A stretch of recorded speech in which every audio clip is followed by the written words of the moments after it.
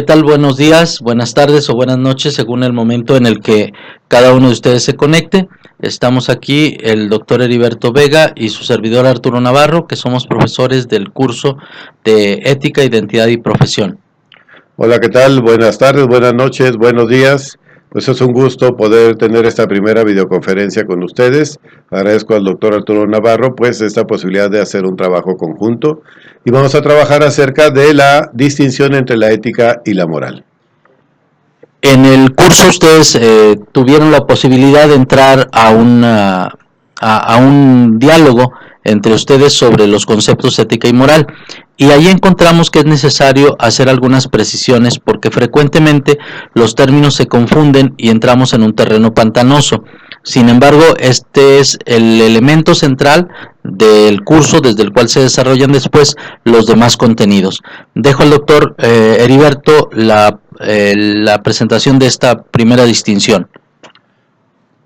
Bueno, lo que tendríamos que decir en primer lugar es lo que ya en el mismo foro se había planteado, que no es lo mismo moral que ética. De hecho, en el foro se pueden encontrar tres grandes posturas. Una postura que sugiere que tanto moral como ética son sinónimos. Otra postura en la que da prioridad a la ética sobre la moral, o bien otra postura que coloca en primer lugar a la moral y posteriormente la ética. Nosotros vamos a apelar a la definición más clásica y original de la relación entre moral y ética. Si recuerdan, la definición clásica de la ética es una reflexión filosófica sobre la moral, lo cual significa que en primer lugar está la moral. Entonces hablamos de dos niveles. El primer nivel es el de la moral. La moral es aquella que orienta la conducta a partir de la costumbre que es socialmente aceptada. Ofrece respuestas que van a lo concreto. Y las preguntas de lo concreto es qué está bien y qué está mal. Y tiene que ver con un nivel práctico que orienta la acción. Mientras que el nivel de la ética es un nivel reflexivo sobre la moral. Lo que va buscando es qué fundamenta la moral, cuáles son las razones que mueven el actuar. Y tiene que ver en ese sentido más con un sentido de la vida, no con la vida práctica estrictamente. Plantea la cuestión entonces de quién define lo que está bien y lo que está mal, porque eso es de esa manera, digamos de otra manera, ¿cuál es su fundamento? Entonces es un nivel de tipo teórico, por eso decimos que es reflexivo. Entonces está en primer lugar la moral y en segundo lugar el nivel reflexivo de la ética. En ese sentido, cuando nosotros realizamos alguna elección, cuando nosotros decidimos que queremos algo, en términos morales o en términos éticos, entran en juego los valores. Cuando nosotros decidimos que algo nos gusta, no solamente nos gusta por el valor de uso que puede tener, y tampoco por el valor de cambio que puede tener, sino porque en el fondo hay algo importante allí, algo central. El asunto de los valores siempre es una cuestión muy complicada de explicar. Hay algunos que sostienen que los valores son objetivos, otros que son subjetivos y unos más que los valores son apreciaciones. En el caso de que los valores fueran objetivos, estarían reflejados en algún objeto, pero ningún objeto agota el valor. Por ejemplo, el valor amor no se agota nunca en ninguna relación que pueda existir, en ninguna relación amorosa que pueda existir. Por lo tanto, los valores no pueden ser objetivos en ese sentido.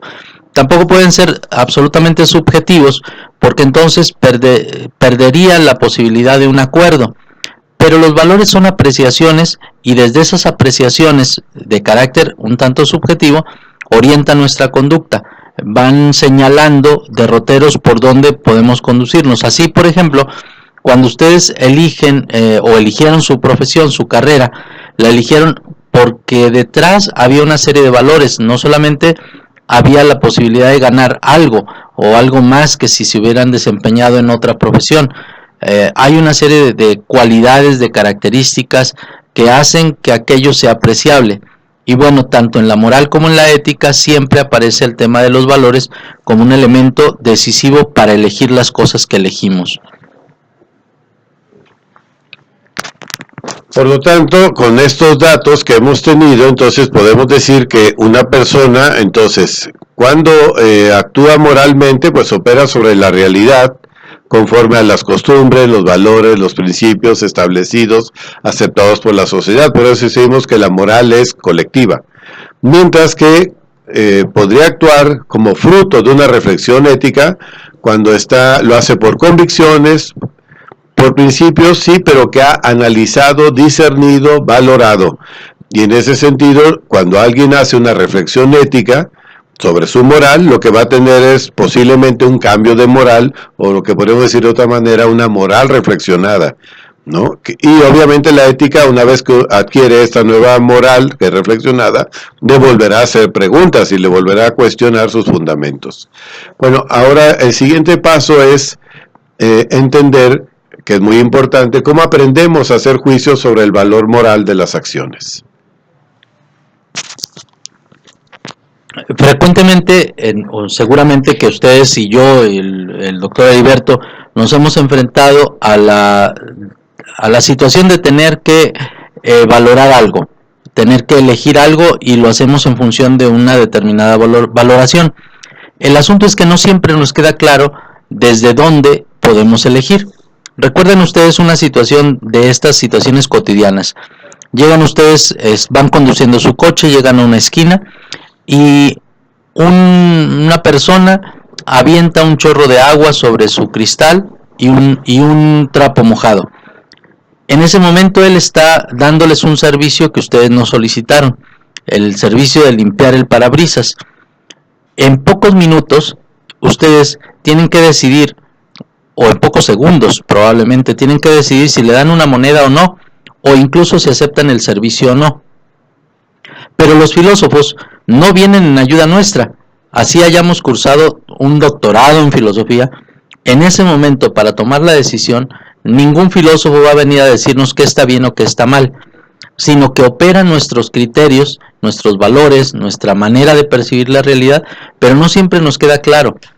Entonces podríamos decir que estamos ante un dilema, y este dilema nos plantea la duda de por dónde conducirnos, qué decisión tomar, aceptar o no un servicio que solicitamos o no, en este ejemplo que he puesto, o cualquier otra cosa. En ese sentido, es difícil que nosotros tengamos claridad inicialmente cuáles son los valores en conflictos en una situación moral. La ética y la clase, esta que estamos cursando, tiene que ayudarnos o tiene que favorecer espacios para que nosotros vayamos reflexionando en distintos ejemplos cuáles son los valores en conflicto, de manera tal que podamos decir, bueno, al menos he formulado un criterio para actuar, independientemente de que alcancemos a actuar en función de ese criterio o no ya en lo concreto. Bueno, esta dificultad de tomar decisiones pues nos acompaña a lo largo de la vida. Por eso podemos llegar a una pregunta que puede ser muy interesante. ¿Cómo podemos actuar? A veces lo dicen éticamente, obviamente que no es lo mismo que actuar siempre de manera perfecta, sino de manera reflexionada.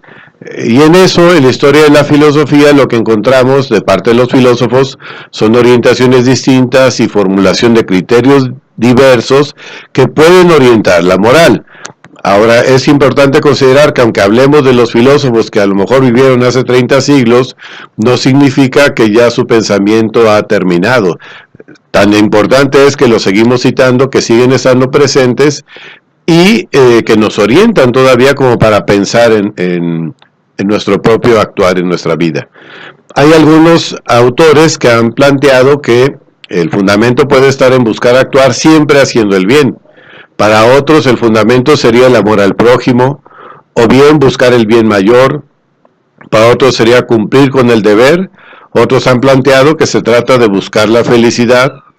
Alguno más incluso era procurar lo que nos da mayor placer y menos dolor, o bien alejarnos de los apegos, y quizás recientemente, sin que sea una formulación estricta, digamos, de un filósofo, pero sí hemos llegado a la concepción de los derechos humanos como un referente muy importante para orientar la reflexión ética. Bueno, en ese sentido, entonces, como decía, los derechos humanos se vuelve un referente importante para valorar ciertos comportamientos y ciertas morales a lo largo incluso y ancho del planeta, porque ha sido un consenso en el cual han participado muchos de los países que ahora están en este mundo. Ahora bien, ustedes han pasado por un proceso de formación filosófica ya en la preparatoria, por lo menos ha sido uno de los momentos más densos. Tal vez algunos de ustedes en la carrera también habrán leído o habrán recurrido a algún filósofo.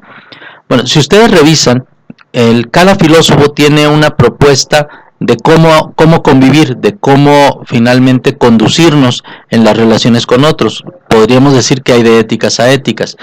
Así, por ejemplo, Sócrates partió de que para convivir necesitamos conocernos propiamente. Cuando nos conocemos a nosotros, empezamos también a reconocer el valor de los otros. Aristóteles, a diferencia de Sócrates, planteaba que lo importante era lograr reconocer el justo medio o la parte intermedia. Epicuro planteaba la necesidad de conducirnos buscando el placer y evitando el dolor, evitar el dolor, pero habría que hacerlo con inteligencia, no solamente buscar el placer, sino buscar un placer que no nos generara dolor.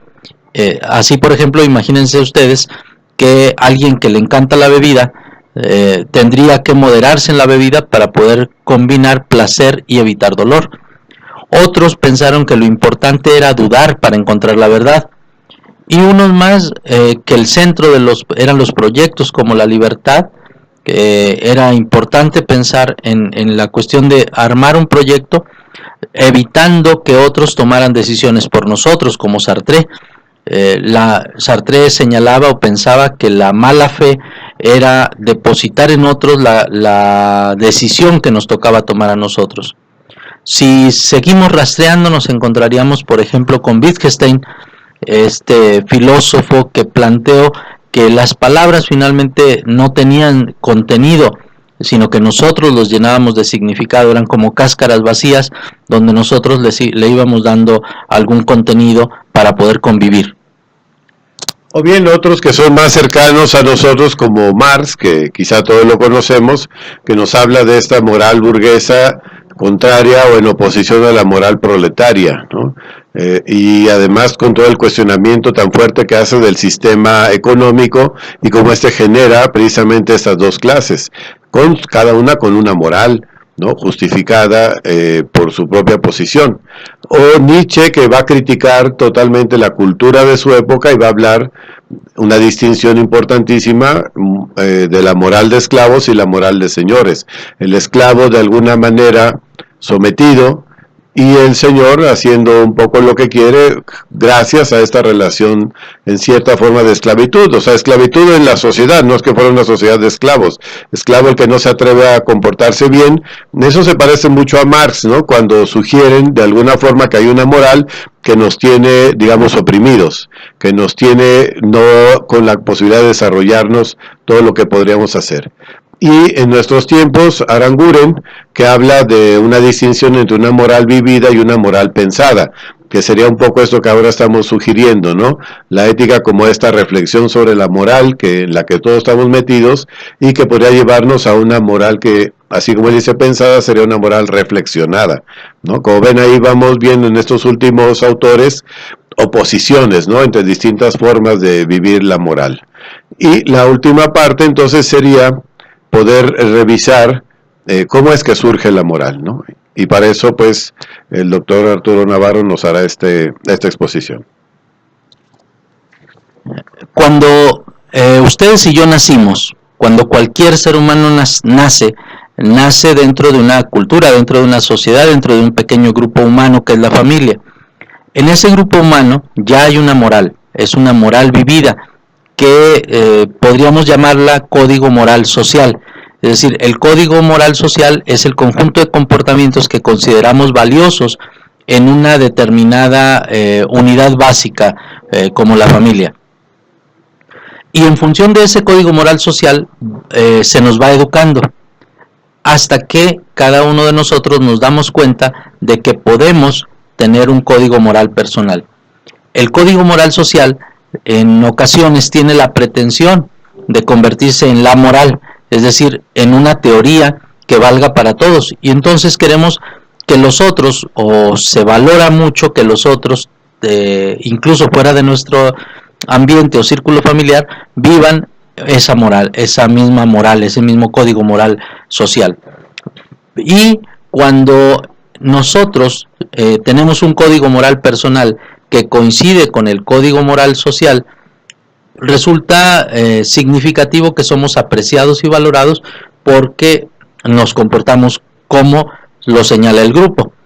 Pero de pronto, cuando nuestro código moral personal difiere del código moral social, empezamos a tener tensiones.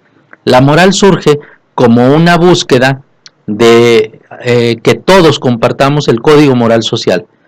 En este curso vamos a tratar de reflexionar básicamente cuál sería el código moral personal de los profesionistas en ejercicio de la profesión, porque así, por ejemplo, no será lo mismo para unos profesionistas, aunque tratemos a la misma persona, tratarlos como paciente y otros tratarlo como cliente. Ahí hay una distinción en cómo convivir, cómo organizar la vida, sobre qué valores construir. Entonces les queremos invitar a este asunto. Bueno, haciendo una pequeña síntesis, entonces diríamos, la moral es colectiva, la moral corresponde a las costumbres de ese grupo social en el que vivimos, mientras que la ética es una reflexión que parte del ejercicio personal, de cuestionar la propia moral, y en ese sentido poder cuestionarse también ciertas prácticas de vida que uno tiene y posiblemente las cambie. Entonces, la moral es social, es colectiva, esta surge de las costumbres, mientras que la ética, decimos, es una reflexión sobre la moral.